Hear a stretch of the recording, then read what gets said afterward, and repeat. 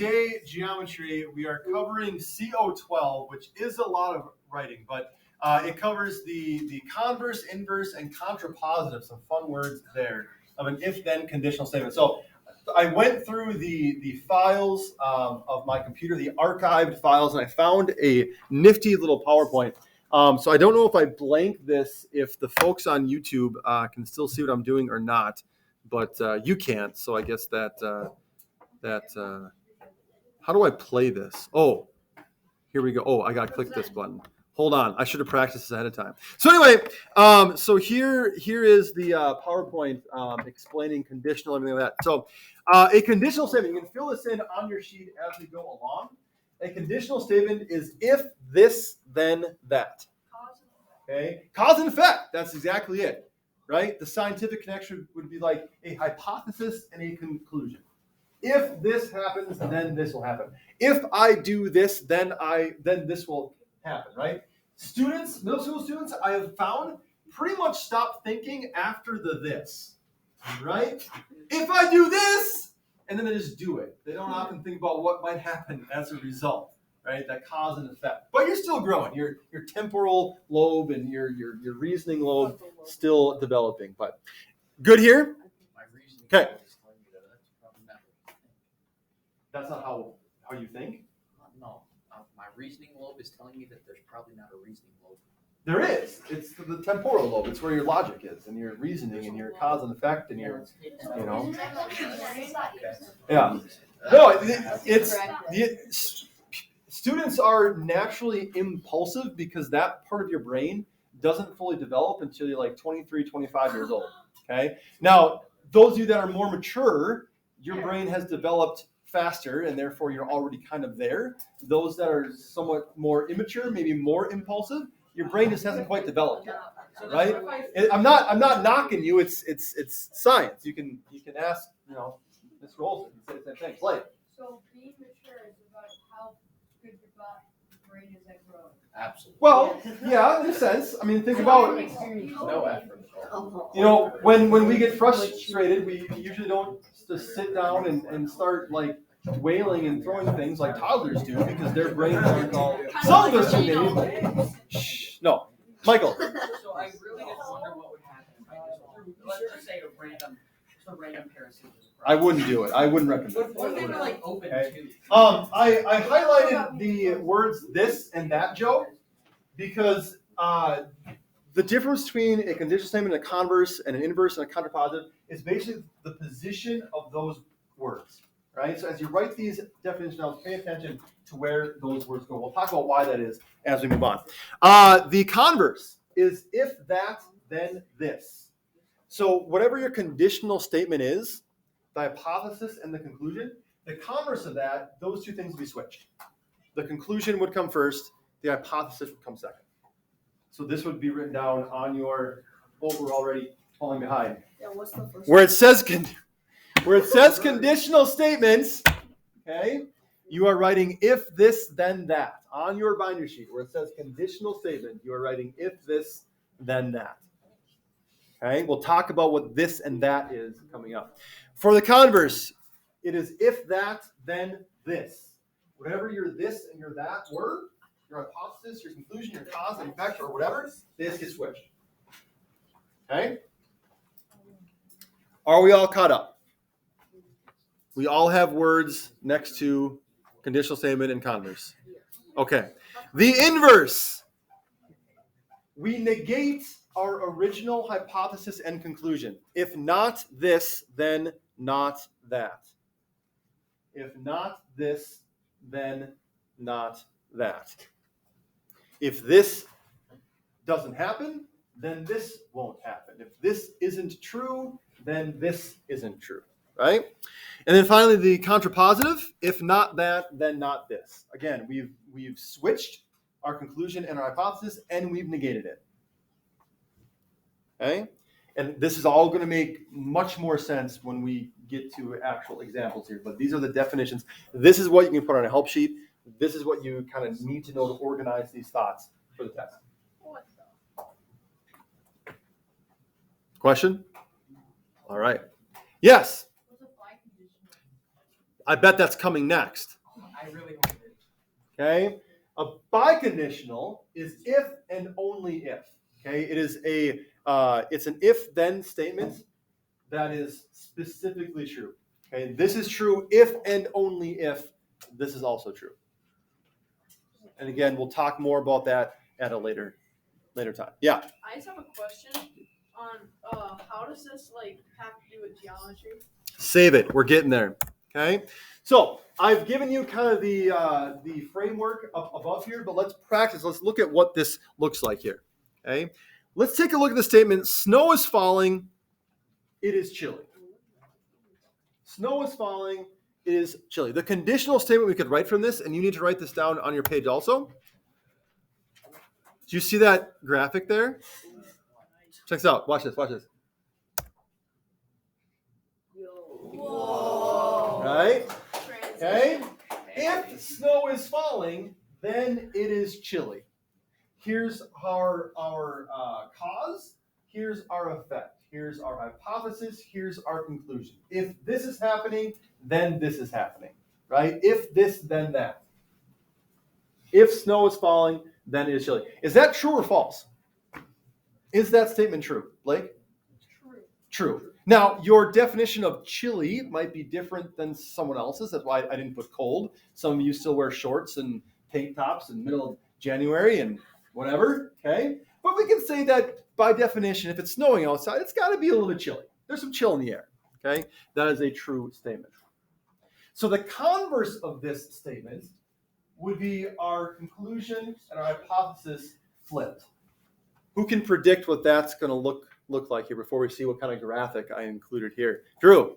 If it is chilly, then the snow is falling. Nice. Oh. If it is chilly, then snow is falling. That's Is that true or false? false. False. Right? There are plenty of chilly days for which it is not snowing. Okay. So what this is showing, Mackie, kind of to preemptively answer your question about what in the world does that have to do with geometry, right? Just because one relationship is true doesn't mean it works the other way around. Right? A square is a rectangle. A rectangle is not a square, would be an example of that. Right? And as we start to develop proofs and develop our logical thinking, just because you notice there's a relationship that works one way, you have to think about and actually logically think, does it work the other way too? And the answer is not always yes. Yes, Blake. So the first one's false. There's snow machines nowadays. Okay. Technology has clearly improved since this was authored. Our inverse, if not this, then not that. So we switch back to our original order here. If snow is falling, then it's chilly. And we negate that.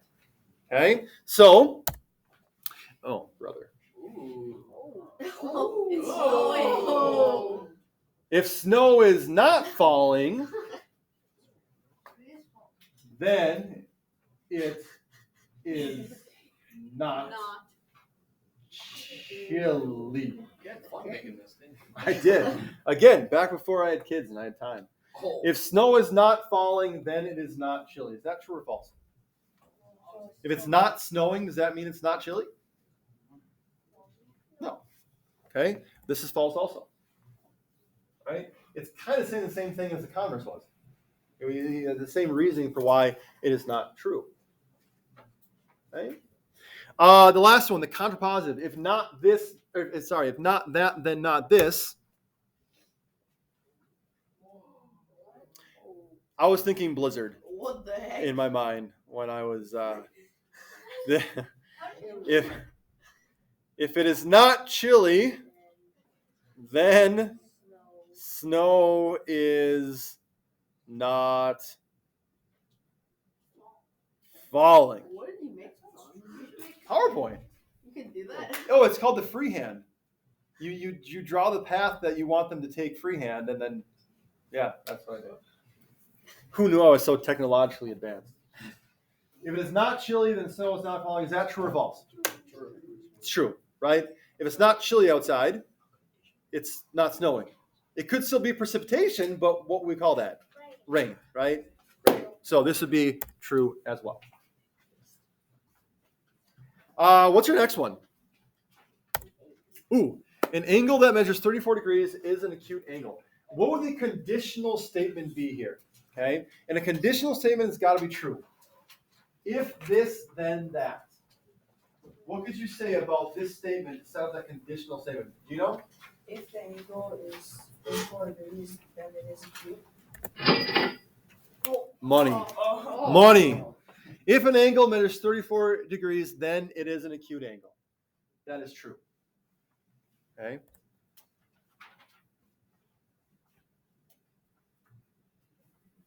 That's the relationship between a 34-degree angle and its classification. What's the converse here? Drake?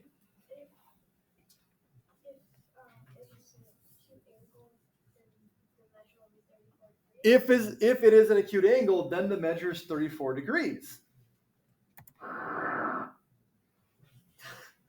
Excellent. Is that true or false? False, right? Again, a relationship that works one way but not the other. And the reason why it's false is because an acute angle doesn't have to be 34 degrees. Okay? Doesn't have to be 34 degrees.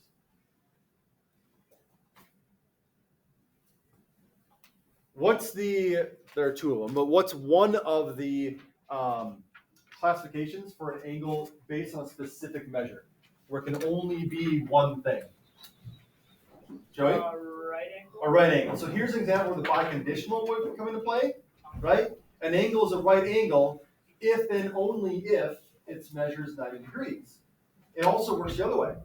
An angle is 90 degrees if and only if it's a right angle. Right, so that's where the biconditional comes to play there. What would the inverse be?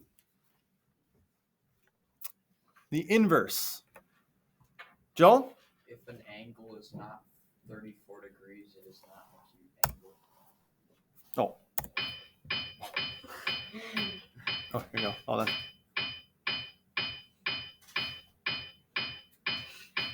Nailed it. Okay. If an angle does not measure 34 degrees, it is not an acute angle. Is that true or false? Kale would love this. Yes, he would. True or false? False, right? It could measure 30 degrees and still be an acute angle. It could measure 88 degrees and still be an acute angle, right? And finally, the contrapositive. The contrapositive. I can't wait. Oof, the anticipation. Let's see what it is next. Well, let's get an answer first. Who's bold and brave enough to share they think the contrapositive is? Drake?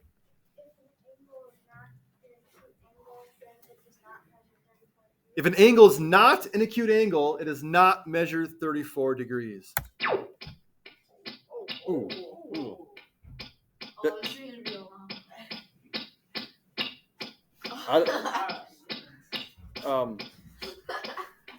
What a letdown, huh? What a... Stop. Just do more of these. Okay, whatever that was supposed to be there. But yeah, if an angle is not an acute angle, it does not measure 34 degrees. Is that true or false? It's true. If it's not acute, it can't measure 34 degrees because a 34-degree angle is an acute angle. So there's a certain pattern here that I want you to see also. Okay?